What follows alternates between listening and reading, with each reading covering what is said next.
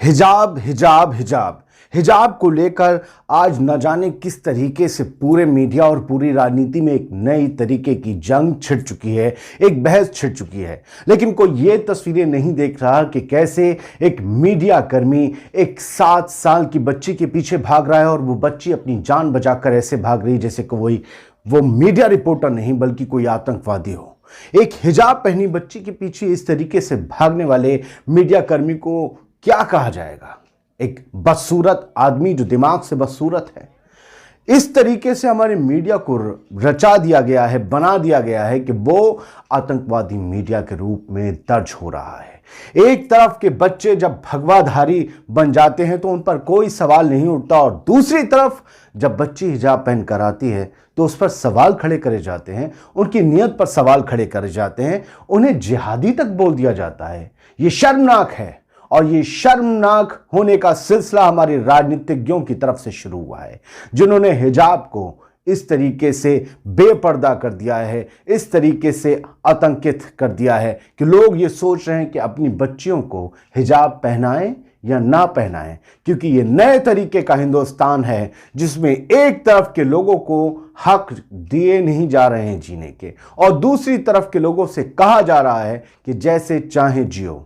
ये दोनों के लिए ही खतरनाक है क्योंकि इससे दोनों के ही मुस्तकबिल पर खतरा मंडरा रहा है, एक दूसरे से लड़ जाने का और भिड़ जाने का। आप सोचिए, अगर हिजाब की इजाजत स्कूल, कॉलेज में, ऑफिस में नहीं होगी और यह किसी धार्मिक पहचान को दर्शाती है तो सिंदूर क्या है, मंगलसूत्र क्या है? क्यों मंगलसूत्र और सिंदूर? क्यों कहा जाता है कि स्कूल शिक्षा का मंदिर है, मस्जिद और चर्च और गुरुद्वारा नहीं? क्यों कहा जाता है कोर्ट की तरफ से भी कि हमारे लिए संविधान ही गीता है? क्यों कुरान और बाइबल नहीं? ये आप किस तरीके का हिंदुस्तान बना रहे हैं जिसमें एक ही तरफ के लोगों का जिक्र करते हैं? आप संविधान से ऊपर गीता को रख दे रहे हैं। मैं कह रहा हूं कुरान को मत रखिए, एक कानून है और एक धार्मिक चीज है। आप नहीं चाहते कुरान को भी मत रखिए, गीता को भी फिर मत रखिए। संविधान संविधान है, अगर उससे आप देश चलाने की बात करते हैं तो फिर सबको बराबरी का अधिकार होना चाहिए। लेकिन ये क्या हो रहा है मध्य प्रदेश के दतिया में, जहां स्कूल में घुसे हुए भगवाधारी आतंकी कहूंगा उन्हें, जो आतंकित करते हैं, जो डर का माहौल बनाते हैं, वही तो आतंकी हैं। या जिनके हाथ में AK-47 होगी वही आतंकी कहलाएंगे। जो आतंक का माहौल बनाते हैं वही आतंकी हैं। क्या कर रहा था स्कूल का प्रशासन? क्या कर रही थी स्कूल की सुरक्षा, सिक्योरिटी गार्ड्स?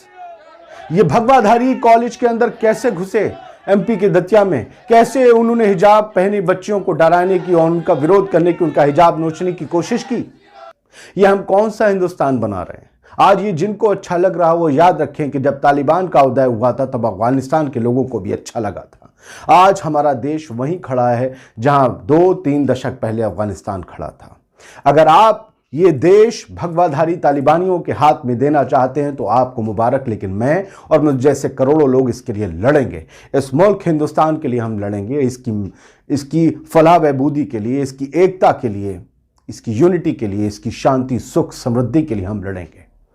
आप देख रहे हैं कि किस तरीके से स्कूल कॉलेजों के बाहर टीचर्स तक जो हिजाब पहन के आ रहे हैं, उनके कपड़े, उनके हिजाब उतरवाए जा रहे हैं। ये किस लिए? ये किस तरीके का हिंदुस्तान है मोदी जी? इसे हिंदुस्तान का वादा किया था। यही मुस्लिम महिलाओं और मुस्लिम बेटियों का हक है कि वो अगर अपनी मर्जी से अपना हिजाब पहन कर आ रही तो उतरवाया जाएगा। कोर्ट क्या कर रहा है? ऐसे स्कूलों का बहिष्कार कर दीजिए, ऐसे स्कूलों से अपने बच्चों और सबको निकाल लीजिए अगर इस हक में फैसला नहीं आता कि वो हिजाब पहन के नहीं जा सकती। अपने स्कूल तामीर कीजिए जहां पर आपकी धार्मिक आज़ादी हो। कोई सरकारी दफ्तर बनता है तो यज्ञ करवाया जाता है। क्यों? यह एक धर्मनिरपेक्ष देश है। या तो सबके धर्मों से जुड़े कुरान खानी भी करवाइए, वहां शबद पाठ भी करवाइए, वहां पर बाइबल भी पढ़वाइए। सिर्फ यज्ञ क्यों? या तो कुछ ना हो।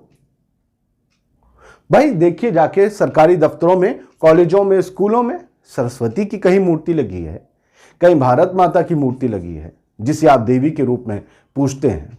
क्यों? भारत के नक्शे की आप एक तस्वीर लगाइए, गांधी जी की एक तस्वीर लगाइए।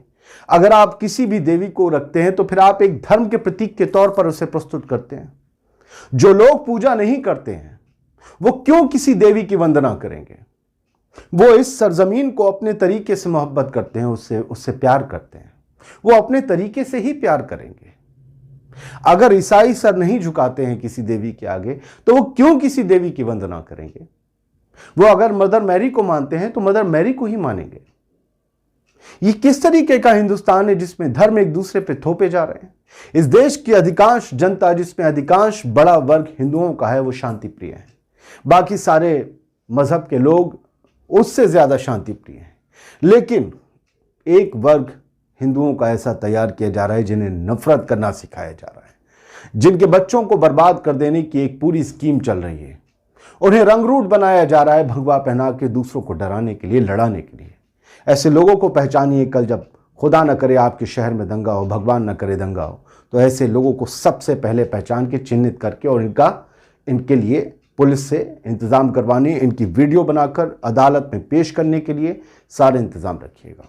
लड़िएगा नहीं, आप खून खराबा मत करिएगा। जो ये कर रहे हैं इन्हें करने दीजिए। ये इंशाल्लाह जल्द ही अपने अंजाम को पहुंचेंगे। जय हिंद।